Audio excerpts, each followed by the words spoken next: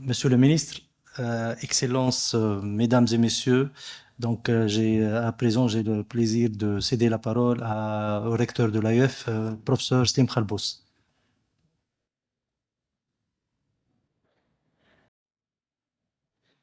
Monsieur le ministre, cher Latif, Monsieur le Président, Excellence, je n'avais pas idée du plaisir, de l'honneur, de la fierté d'être là aujourd'hui, enfin, à cette inauguration. Démarrage d'un projet un peu utopique. Quand on l'a énoncé il y a 2 ans, beaucoup n'y croyaient pas. Quand on l'a fait voter à l'Assemblée générale il y a 1 an et demi, ils disent, c'est sérieux cette histoire? Et puis nous voilà tous réunis aujourd'hui pour inaugurer le démarrage de cette académie. Une académie qui s'est construite petit à petit. Alors, je vais d'abord commencer par remercier le Maroc parce que c'est très sincère. Ce n'est pas que pour le protocole, même si le protocole l'exige, mais au-delà du protocole. Il fallait trouver un pays, un gouvernement qui croit au projet et qui le soutient réellement. Et c'est ce que nous avons trouvé. Nous avons trouvé d'abord l'appui politique et sur le principe de Sa Majesté le Roi qui avait donné son accord personnel pour que l'Académie soit abritée par le Maroc. Et puis ensuite, surtout sur le terrain, avec le gouvernement, grâce au ministère de l'Enseignement supérieur en particulier et à un grand ami de l'AUF ici présent avec nous, mais aussi le ministère des Affaires étrangères qui nous a aussi beaucoup aidés pour toutes les démarches administratives. Donc, il fallait trouver un bon partenaire pour cela, parce que, vous l'avez compris, 120 pays, c'est beaucoup pour la francophonie scientifique, donc il fallait un pays qui porte et à partir duquel la francophonie scientifique va rayonner, et ça a été le Maroc. Le cheminement était très profond. D'abord, la question de francophonie scientifique. Nous nous réjouissons aujourd'hui de voir que beaucoup d'institutions, de plus en plus, et même des universités, recommencent à parler de la francophonie scientifique. Nous n'avons pas abandonné la partie. Beaucoup avaient abandonné la partie il y a quelque temps sur le développement des sciences en langue française, comme si c'était fini et que les jeux étaient faits. Nous, on ne le pense pas. Et j'expliquerai en quelques mots, sans être très long, pourquoi on ne le pense pas et pourquoi il y a de belles perspectives. Quand on a parlé de francophonie scientifique, donc de développement par les sciences développées en langue française, et développement par les sciences pour toute la valeur éducative, toute la chaîne de valeur éducative, c'est-à-dire le primaire, le secondaire, les formations professionnalisantes, la formation professionnelle et le supérieur, qui est au service de toute cette chaîne de valeur. C'est l'intégration de toute cette éducation qui doit être un concept porté par la francophonie scientifique, parce que, comme l'ont rappelé plusieurs avant moi, aujourd'hui, c'est aussi des valeurs et pas qu'une langue.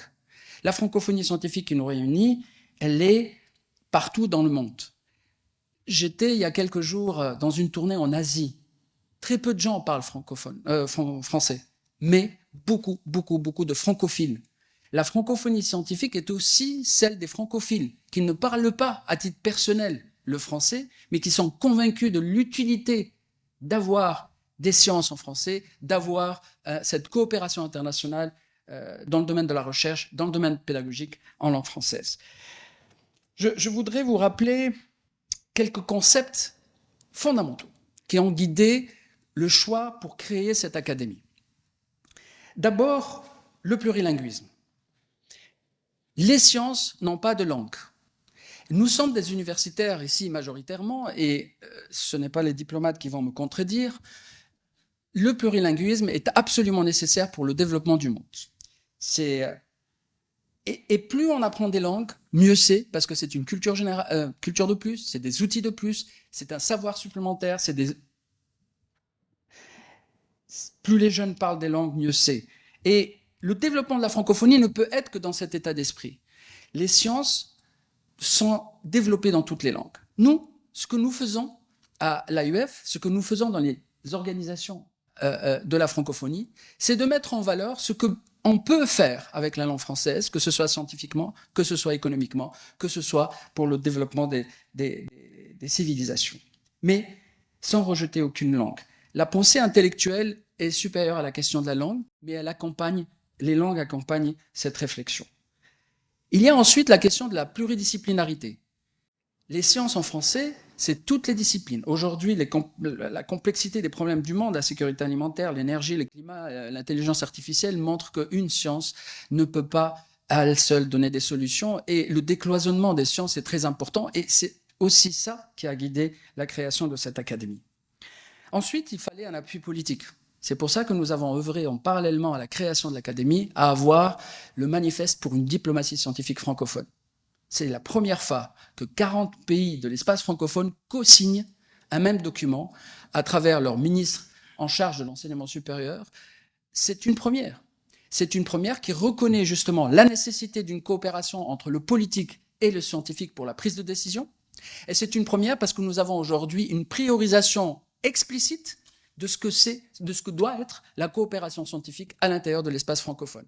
C'est unique, et c'est sur ça que nous nous sommes basés pour avoir une légitimité aujourd'hui politique, pour avoir un soutien des États et des gouvernements pour avancer.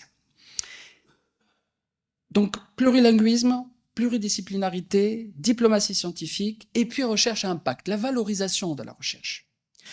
La valorisation de la recherche est le nerf de la guerre.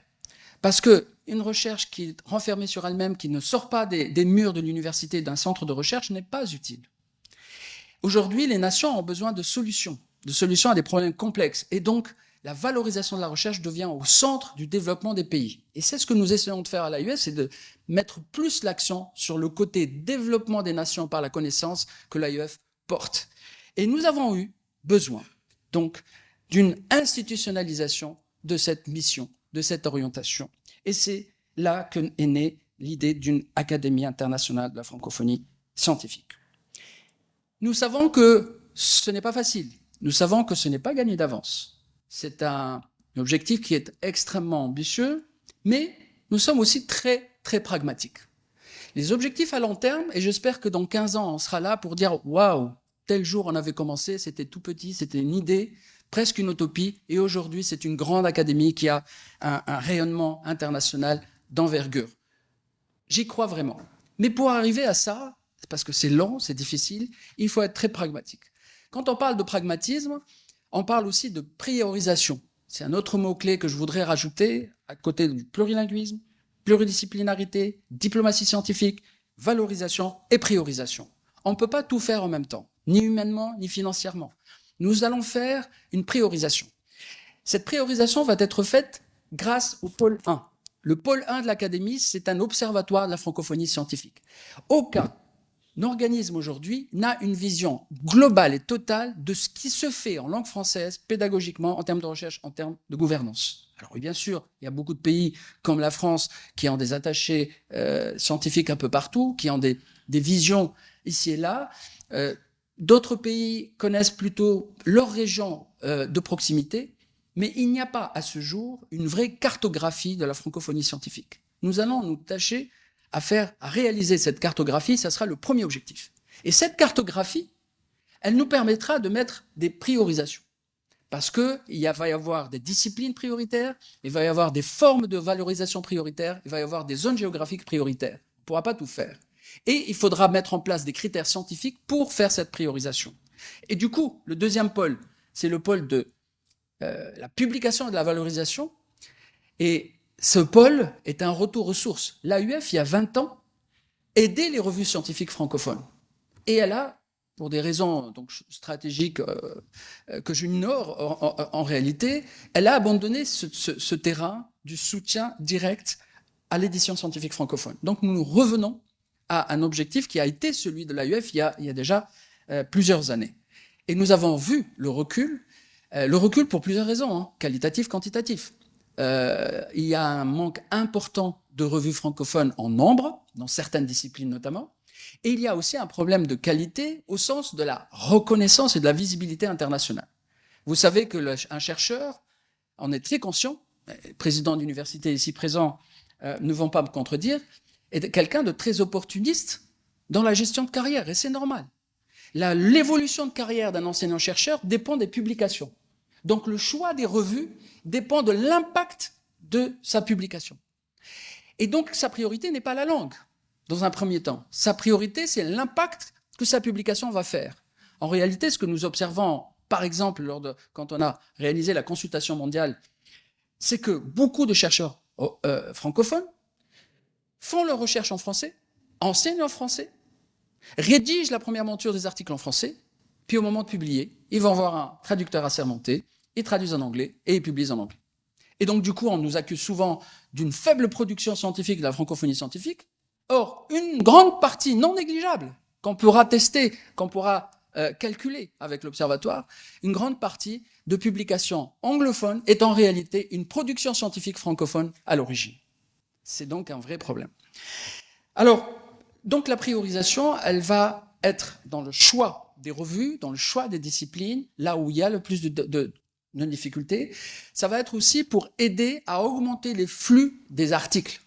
Parce que les revues qui ne sont pas visibles, c'est parce que le flux est faible, c'est parce que le conseil scientifique d'évaluation des articles n'est pas forcément reconnu. Donc l'idée, c'est de mobilisation de l'expertise un peu partout dans le monde pour les mettre dans les conseils scientifiques des revues et ainsi augmenter le niveau.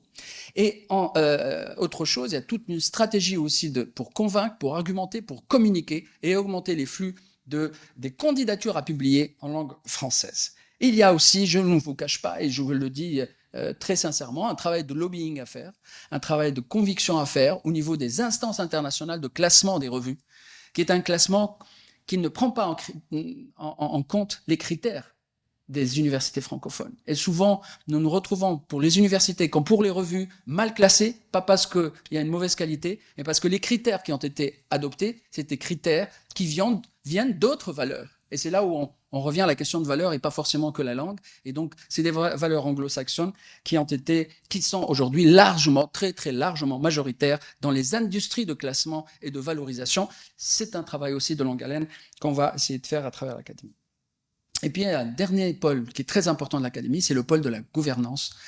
Et le pôle de la gouvernance, il est sous-jacent à la fameuse notion de qualité. Mais qu'est-ce que la qualité? Vous le savez aussi bien que moi, c'est très compliqué, c'est très vaste, c'est tout à la fois et en même temps, c'est des critères très précis. Alors nous avons des enjeux d'accréditation. Les enjeux d'accréditation, c'est les enjeux de la reconnaissance internationale des institutions francophones.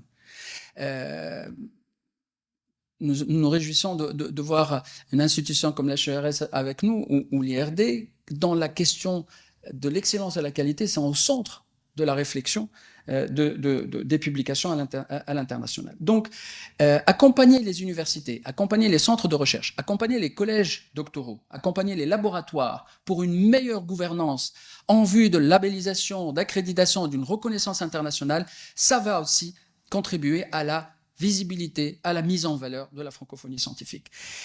Vous voyez qu'il y a une complémentarité très importante entre les trois pôles qui constituent cette académie. Vous comprenez aussi qu'il fallait commencer par quelque chose pour inverser la tendance. Nous avons aujourd'hui commencé. Et je voudrais, permettez-moi cette faiblesse, mais je quand même profite de cette cérémonie pour remercier toute l'équipe de l'AUF qui a travaillé jour et nuit pour mettre en place cette académie. C'était pas évident en un temps relativement très court, un temps record, de mettre en place une telle structure. Et je voudrais, alors ils ne savent pas, mais je voudrais appeler l'équipe de l'académie, avec monsieur le secrétaire général, madame la chef de cabinet aussi, à se présenter ici, juste pour que vous les connaissiez de tête déjà, et qu'on puisse les applaudir ensemble. Adèle, Marielle, Bernard, Hélène, Khalid, Karl, s'il vous plaît, venez. Marielle, Hélène, elle est où, Hélène? Ouais. Mettez-vous. Voilà, merci de les applaudir.